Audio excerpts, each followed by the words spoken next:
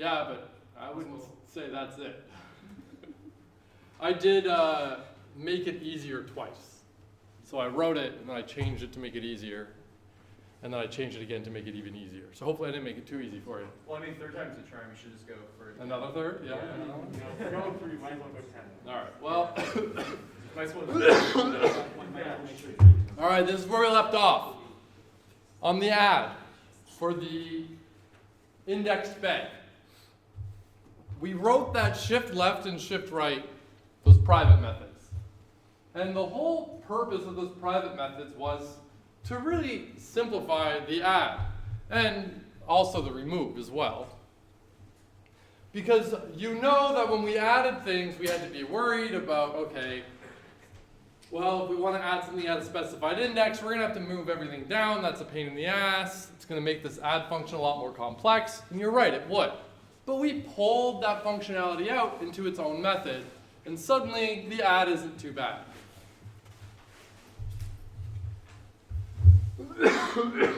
Remove. So there's two removes here. The first one takes an index, and it returns something of type T. This is the remove from the indexed bag, not the bag. The second remove, which takes an element and returns a Boolean, that's the remove that came directly from the bag interface. So the first remove, it checks if the index is valid, but here we actually check if the index is greater than or equal to size, because size isn't valid in this situation. Then we get the data from the bag at the specified index. We shift left, that's the close the gap, reduce the size, return the element. That's all. But this method is made simple really by the use of that private method. The private method was the annoying part. At this stage, it should be trivial to just return an element at a specified index. But the issue was the remove, and the remove creating a gap. So we had to close that gap. We used shift left. The other remove is a little different. We call remove on a specific element. If it's empty, we have an issue. We're going to have an empty collection, empty bag. Then I call this index of method, which we haven't written yet, but it was included in the interface. Index of, where I can specify an element, and it's going to give me the index that that element exists at. So I say index of, and that'll give me the index of the thing I want to remove. This remove doesn't take an index, but by finding the index of the element we want to remove, I can just delegate all that work to the other remove. Now the difference is the other remove returns the element of type T. This one, I do nothing with the element that the first remove returned, right? Because on line 138, calling that remove with the index, that returns an element. But I'm not doing anything with the return value. I'm letting it fade into oblivion. I didn't save it into a variable. I'm not doing anything. So it just kind of disappears. And then I return true, because it returns true if it was successful in this particular implementation. It can't be unsuccessful. So there's the two removes. This remove really didn't do any of the removing. It delegated all the work to the other remove, which is great. We like when we can do that. Any questions about those removes? What if the element isn't in the, what if there's no element that exists that you're trying to remove? All right, well, let's have a look at index of. Oh, do we not discuss index of? Oh, no. If we go when we look, here, let's go array indexed bag.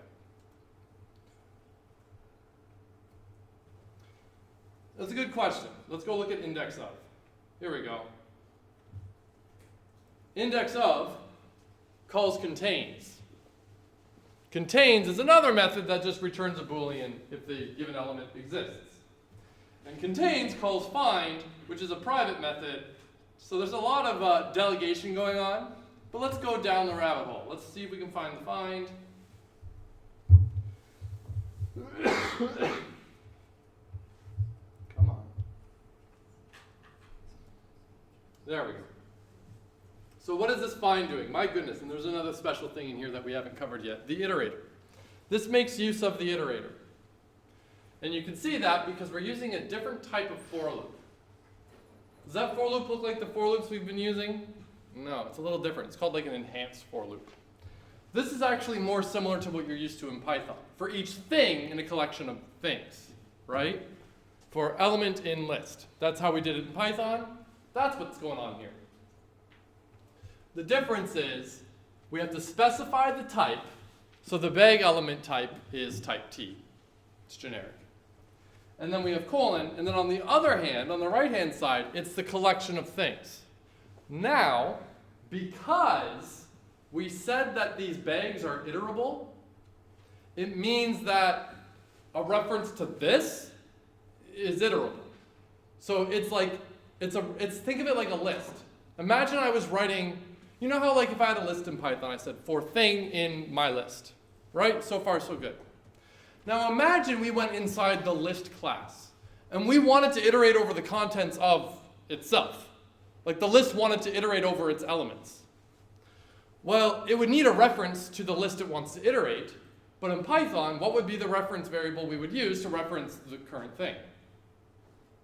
Who remembers? This? Not this, very close, self. That's what's going on here. So we're iterating over this bag, but we want to iterate over the bag inside the bag class. So we can say this, because it's a reference to a selection that is iterable. More on iterators in a subsequent topic. This right here, it's just a linear search. Okay? I check if the bag element equals, and you know what, maybe I should have been using object equals here. If the bag element equals the thing I'm looking for, return the search index. And if I ever get to the end, I return that sentinel value not found. That's a constant I defined up here, -1. Let's go down to contains now. It's down here somewhere. Contains. It calls find on an element.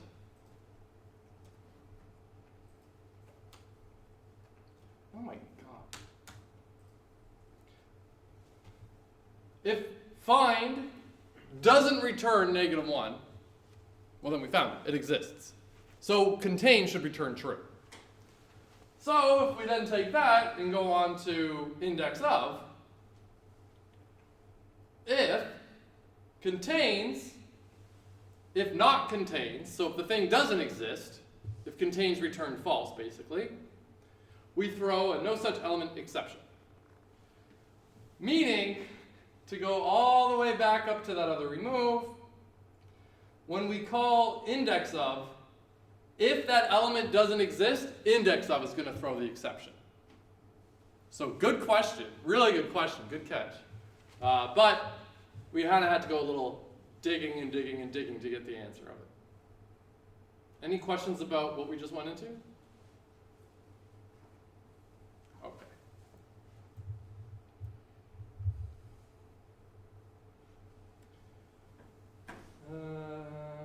Okay, there's the remove. Yep, cool.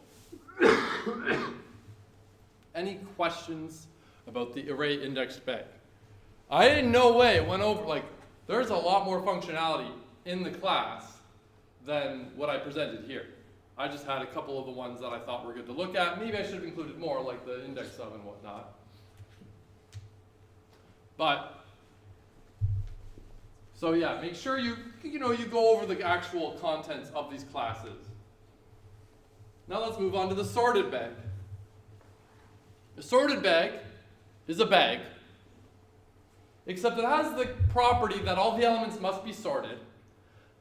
And we have a couple of other methods that we wanted to have for our sorted bag, like remove first, remove last, first and last. Because the orderness kind of matters. Something that's at the beginning, something that's at the end has some meaning for us. But the interesting thing about the sorted bag, which we talked about already, is that, with the indexed bag, the order mattered. With the indexed bag, the order of the elements mattered. But the order that the elements were in that bag was determined by the person using that bag.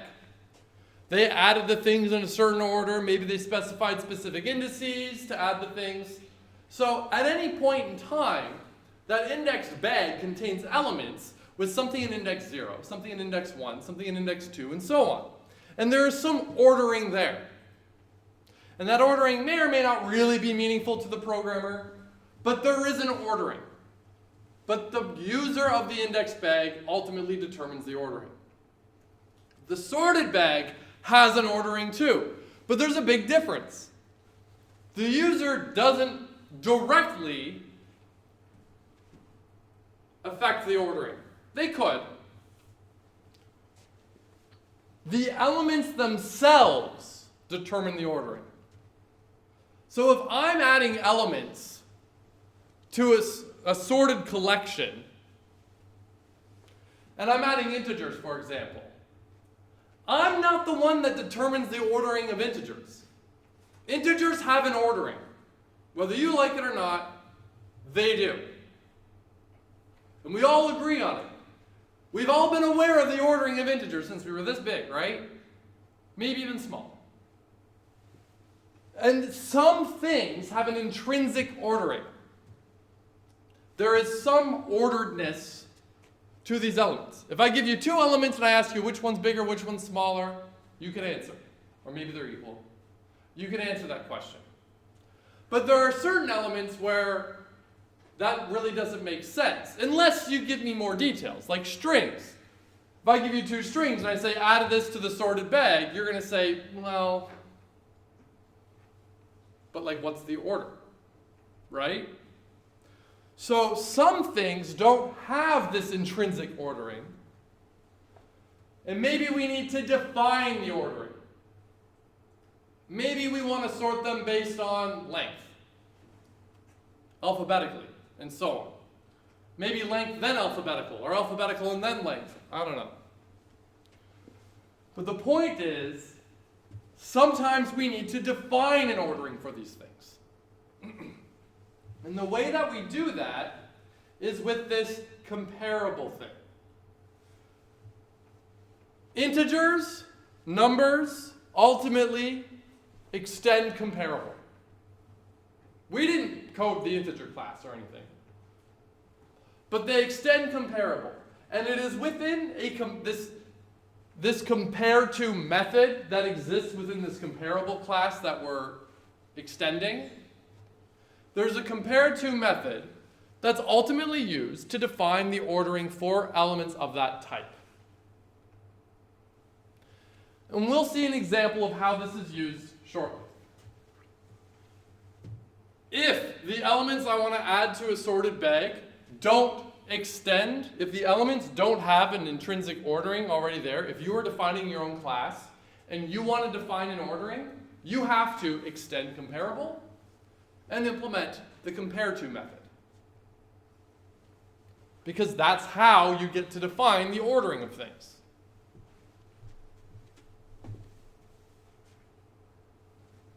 So let's start with the sorted bag. Okay, whatever. Okay.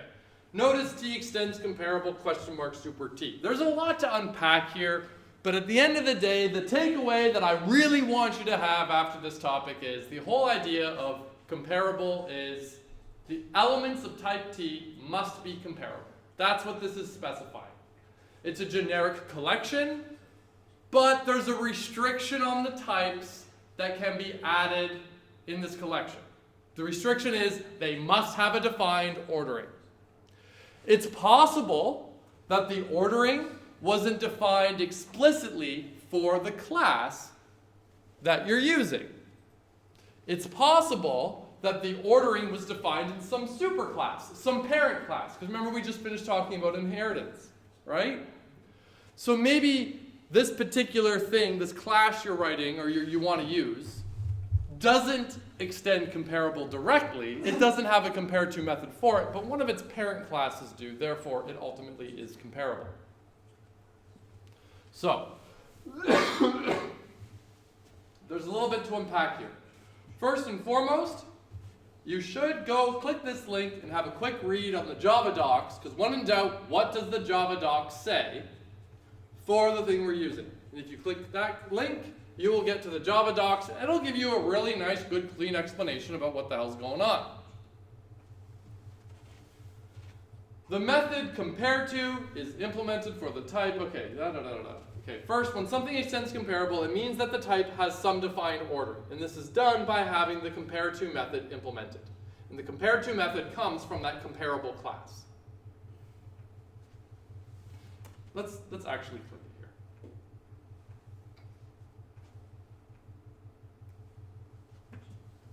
This is the description of the comparable thing here. So, here we go. Okay. The interface imposes a total ordering on the objects, yada, yada, yada, yada, yada. If you go down here, you will see it contains one method, compare to. And this is where you define the ordering. And this is how you use it when you define the ordering. Long story short, you say x compared to y, for example. All right? It's kind of like using equals on objects. Does x equal y? True or false? Now we're asking x compared to y. If compared to returns a negative number, let me go back to the course notes because I might get this backwards because sometimes I get it mixed up. There. If x, ultimately the thing on the left, the object, the instance that we're calling compared to on, which is the left-hand side, if it returns a negative number, it means that x is ultimately less than y. Okay? If it returns 0, it means that x and y are equal. And if it returns a positive number, it means that y is bigger. That's the rule.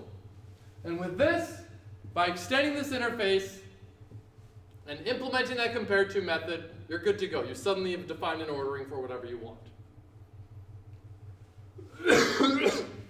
So what I could say, imagine I wanted to define the ordering for some strings. I could say, okay, if the length of, here's what my compare to method might look like for my string comparison, where I really only care about lengths. If x's length is less than y's length, return negative 1. It comes before. Shorter words come first. If x's length is the same as y's length, return 0. And if x's length is greater than, return some positive number, plus 1, whatever. There, now we have an ordering, it's good to go. That's it. But we're not too focused on implementing compare to right now. What we are saying is the elements of type T have some compare to method written for them. I don't need to know anything about the type T other than it is definitely comparable. The elements of type T, it's safe for me to call compare to on instances of elements of type T. And that's what this whole restriction is about. T extends comparable, question mark super T. That question mark super T is more to do with like the class, the hierarchy, but we're not going to get too deep into that right now. So, now, find insert index. This is a method within my array sorted bag that is going to do a linear search to find the spot where the element should go. Now, before we look at what the code says, let's make sure we understand the high-level idea of what we want to achieve here.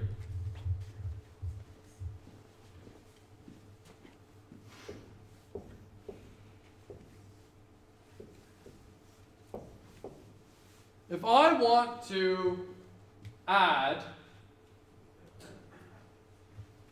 the number, let's say for a second I want to add the number 8. No, 9. No, let's keep it easier actually. Let's add the number 5. Okay?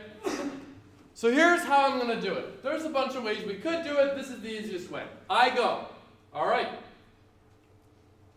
is 5 less than 1? No. All right, great. Actually, let's start over. Let's say I'm adding 0. Is 0 less than 1? Yes. Yes, great. So I want 0 to go in index where this is, and everyone else has to make room for it, right? That's the idea. Now let's add 5. Is 5 less than 1? No. Is 5 less than 4? No. Is 5 less than 8? It is. Therefore, I know it has to go between these two things because 1, it's less than 8. So it must go to the left of 8. But 2 seconds ago, I just answered the question, is 5 less than 4? And the answer was no, which means it must go to the right of 4. So if it must go to the right of 4, green doesn't work very well, but to the left of 8, where must it go? Between them. So as soon as I find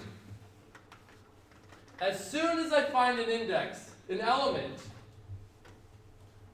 where the thing I want to add is less than it, I know exactly where it should go. Because if I want to put the 5 in between these two, well, the only way I'm going to do that is to move 11 down, and then 10 down, and then 8 down, and then I can add the 5 here. Right? So that's why it's actually the index of the first element it's less than, because everyone's got to move down, and that element would go at that index.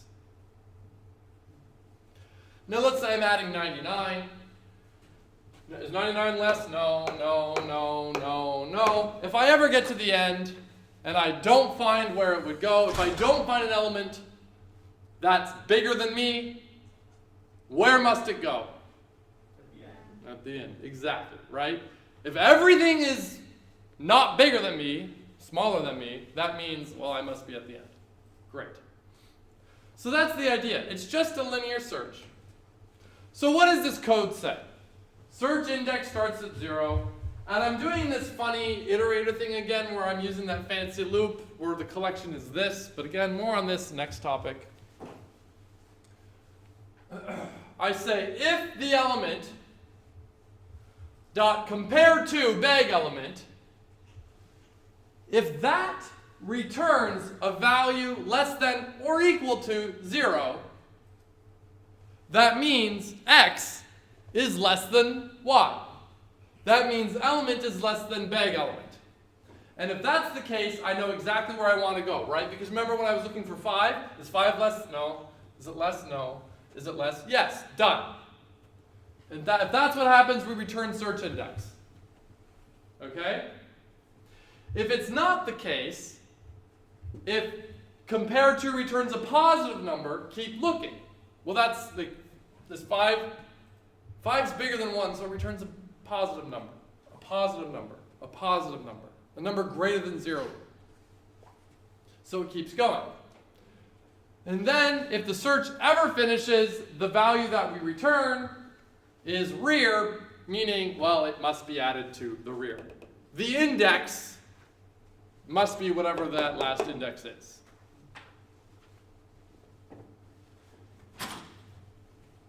Who can tell me why it's less than or equal to 0? Uh-oh. Who can tell me why the compare to use less than or equal to, not just less than? It's relatively inconsequential. I mean, it does have some functional difference, but ultimately... Basically, if it's the exact same, then it'll just insert it right before. Exactly. Imagine I have a billion number 8s. And I want to insert the number 8. I mean, I could keep going until I get to the end of all the 8s and insert it after all the existing 8s. Or I could just put it in front. Doesn't matter. They're equal. Maybe you're like, yeah, but it showed up later, so it should go at the end. Fine. Now, if you think for a second, oh, it's going to be computationally better. Because if there's a billion 8s, I don't need to look at a billion things, I just insert it in front. Which is half correct, but what's the problem? You have to shift. I'm going to have to shift however many anyways. I'm either kicking the can to do the work a little later, the work's got to get done. All right? Whether I move the billion eights of whatever's after it, or I search over the billion eights and only remove what's after it, I got to put my finger on each of those things.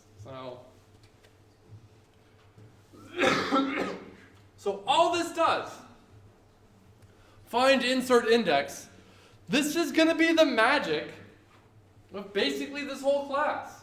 Find where it belongs.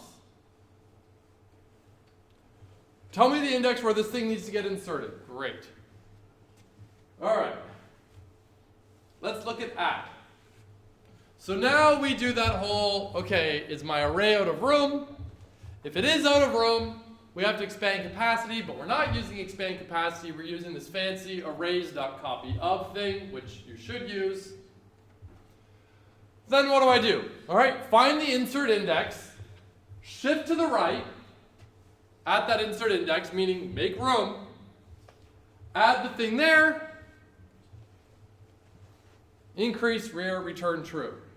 This is actually remarkably similar to the array index bag implementation, isn't it?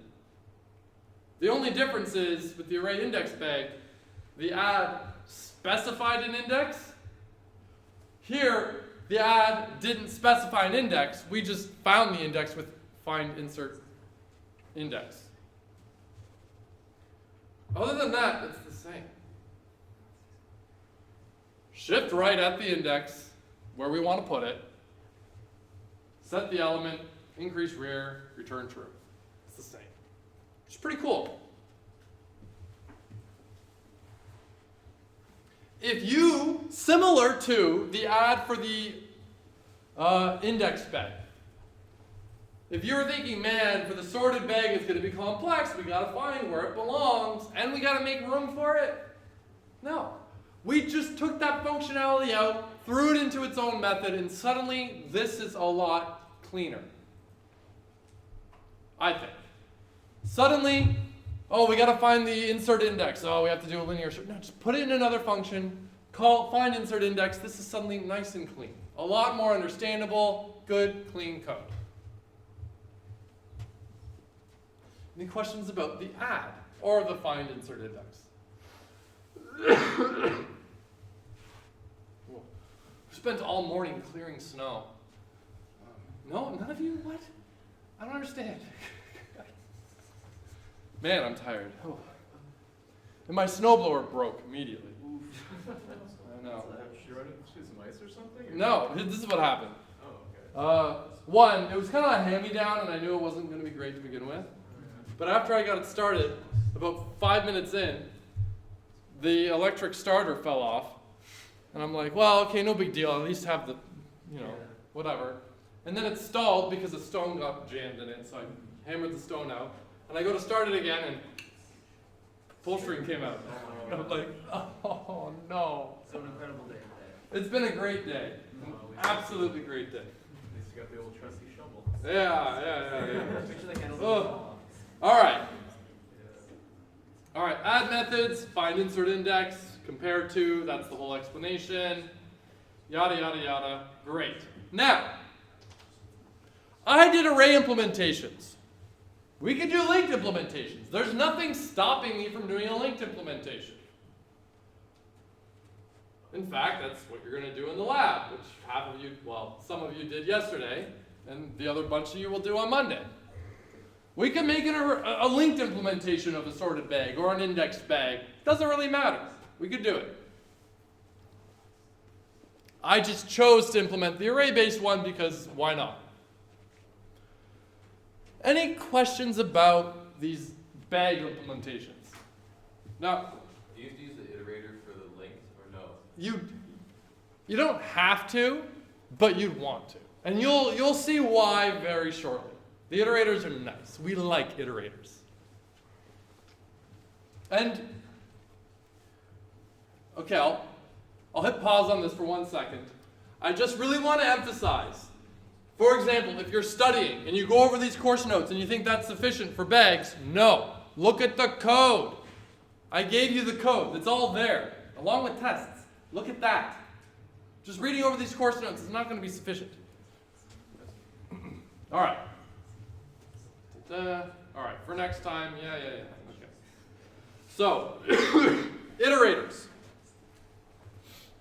We like to be able to iterate over collections. We like that. There's a lot of reasons we might want to do it, but being able to put our finger and have a quick look at everything in a collection is often nice. Now, you might be thinking, well, hold on, with your stacks and your queues, there are a lot of rules about how you add and remove things. Yeah, there's rules about adding and removing things, but the iterator is used to just iterate over the collection, but it leaves it alone. So it's a quick little observing tool. I will say that the whole idea about what I'm going to present here probably won't make, it's going to make sense, but the good, clean motivation is probably going to get hit a little bit closer to the end of this topic. To start, you can think of iterators as stupid little robots whose purpose it is to start at the beginning of some collection, go to the next thing, go to the next thing, go to the next thing, go to the next thing, go to the next thing until it's done, and then it's useless. It's useless. You can't do anything with it anymore. If you tell it to go back, it can't. If you want to do it again, you got to make a new little robot to start over. All right, anyways. Often we like to be able to access every element in some collection. We like to. It's good to do it. We've done it with arrays. Arrays are iterable. That's why you can say for thing : my array, and it'll work. You can use that enhanced for loop. We like to iterate over collections. Some collections it's easier to do than others, sure. And depending on the container for the collection, it can have a really big impact on how we iterate over those things. For example, if I have an array, here's how I would probably do it pretty easily. I would have a for loop going to the length of the array, or however many things I really care about in that array. And whatever function I'm calling it like process, whatever. I'm doing some process on some array at some index. The takeaway here is the for loop. That's how I iterate over something in an array. Okay? But if you had a link structure, that's not really not going to work as well, is it? If you want to iterate over a link structure, you're going to have something that probably looks more like this. Right? Well, current node is not null. Call the process on the current node's data, and then have current node reference the subsequent node, if it exists. If it's null, well, the loop stops. If it's not, it keeps going. But this is the typical way you iterate over a link structure. The problem here is it's different. Not that big of a deal, maybe, but the way you iterate over the collection depends on the type of the container. This is where iterators come in. The purpose of an iterator is to create a common way to iterate over a collection regardless of the underlying container. So I don't need to know if it's an array or a linked thing. I don't need to know. I don't really care. All I care about is that I can iterate over it. Give me the next thing.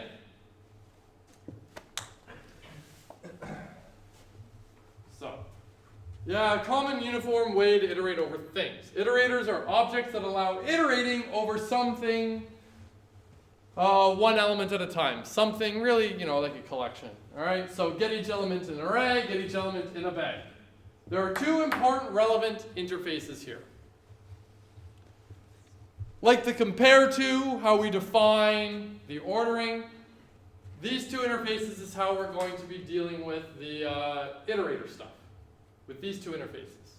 And we use them in two different ways, and you'll see. Iterator is when we're creating an iterator object, when we are defining an iterator object, and iterable is when we want a collection to be iterable. So like an array is iterable, but it uses an iterator. We'll start with the iterator interface. Iterator objects are typically remarkably simple. This is not a new big complex class we're going to write at all. An iterator's object is to return the next element and really to be able to tell you whether or not another element exists. That's the purpose of an iterator. Give me the next thing. Does another thing exist? Yeah? Okay, give me the next thing, and so on and so on and so on. That's the purpose. And in fact, if you go look at the iterator interface, those two methods are going to be there. You're going to want to implement those things with something like this. While iterator has next, iterator give me the next and do the process. Next actually does two things typically. Or, well, it will do two things. It'll return the element and also like move so it knows that the next time next is called, it returns the next element. You'll see. But here, with this particular one here, arbitrary iterable thing.iterator, I now have an iterator object. And while that iterator object has the next element that'll be returned, run some process on that element. Check again, so on and so on and so on. What's cool here is this pattern is the pattern you would use if you had an array container, a linked container. It doesn't matter. The iterator is the one dealing with the difference. An array iterator. What time is it? Oh, we got plenty of time. An array iterator. It's not always required to know what the underlying container is when using an iterator. It is required to define an iterator for an underlying container. But if I have, let me put it this way. If I go back to the bag interface I showed you, okay? That bag interface defined an iterator method. It had the signature there. There was no implementation, it's just an interface. But a bag must have an iterator method implemented, meaning it returns some iterator. But the bag interface, imagine I had a reference variable to some bag called my bag. And I call iterator on it. I can then do that what I was doing up there. So I have some bag reference variable. It's a bag. I don't know what the implementation is. Maybe it's an array implementation, maybe it's linked implementation, it doesn't matter to me. It's a bag. I get the iterator for that bag because the bag has an iterator method, so it must exist if this code is running. And then I can say has next, get next, has next, get next, has next, get next. But all I know is that I have a bag reference variable. I don't actually care about what the actual implementation is. I don't care if it's an array. I don't care if it's a linked structure. Either way, I can just use the iterator to tell me if another thing exists and get that other thing. This might make more sense once it gets a little bit more concrete. So, let's say I have my array index bag.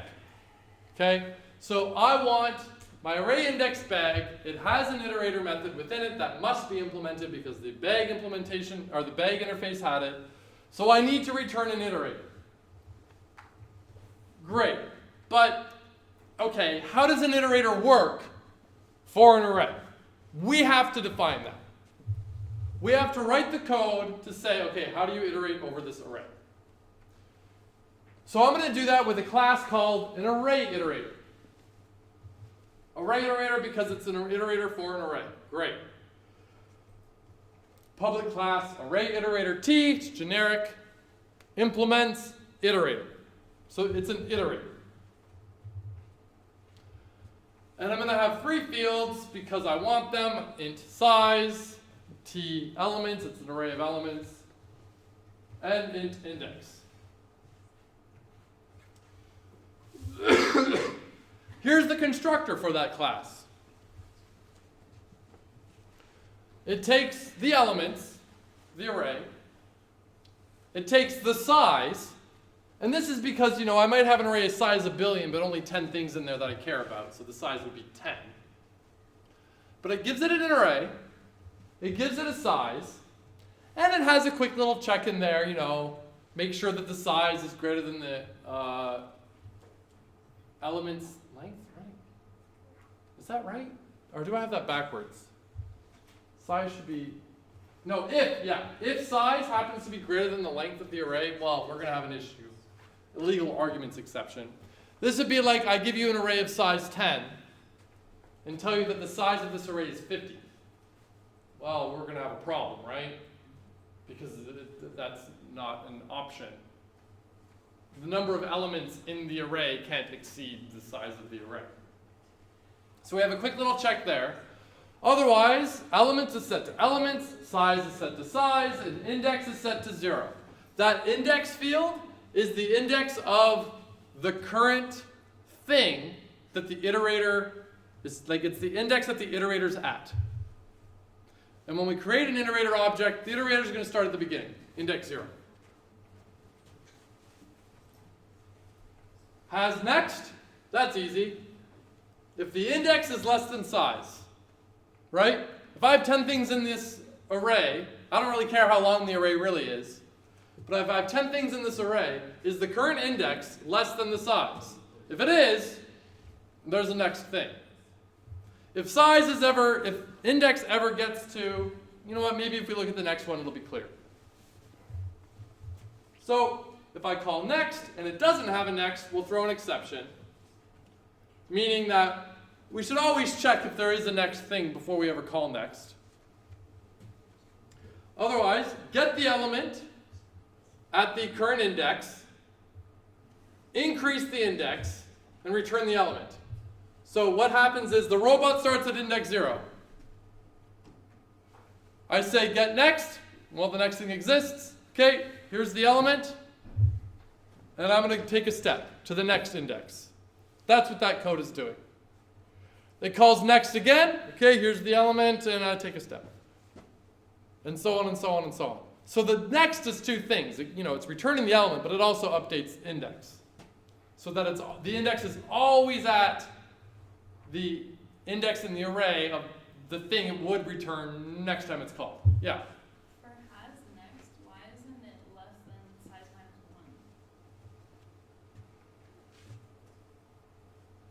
1? Well, if it's less than size minus 1, if the length of the array is 10, there is an index 9. Right, and that's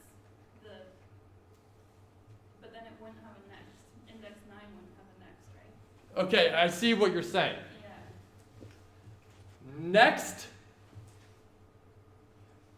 I see what you're saying, and I think you just have your brain flipped upside down. Okay. But you're not crazy for it. You just got to make sure your brain's oriented the right way. When you call has next, it's not, does it have a next thing? Maybe it should be called has current. Okay. But it's always next because I say iterate, okay, give me the next thing.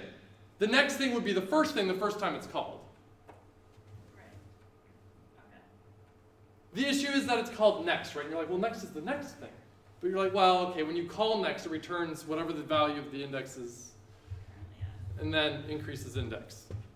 So if I'm at 9 and I say next, okay, I get the thing at index 9, I increase index, I'm now 10, but I return the element. And then has next will be like, well, false, because 10 isn't less than 10. Good catch, though. So there's next. So if I ever get to the end, well, yeah, has next will return false. There is nothing preventing us from writing an iterator to do it in any other order. We could write an iterator that starts at the last and go to do it in reverse order. We could do that. We could. We could call it reverse iterator. We could have one that counts by 2s for all we care about. We could do whatever we want. I mean, typically we're going to start at the beginning and go one at a time. But the order really doesn't matter. Anyways. So, here's a big warning. Consider that array iterator has a reference to the underlying container. Underlying array container, that's a typo. When I created it, it got a reference to the array it's iterating over. Meaning, I have an alias. Meaning, if this iterator object makes any changes through that reference variable, we got a problem. Watch out for side effects. We'll stop there.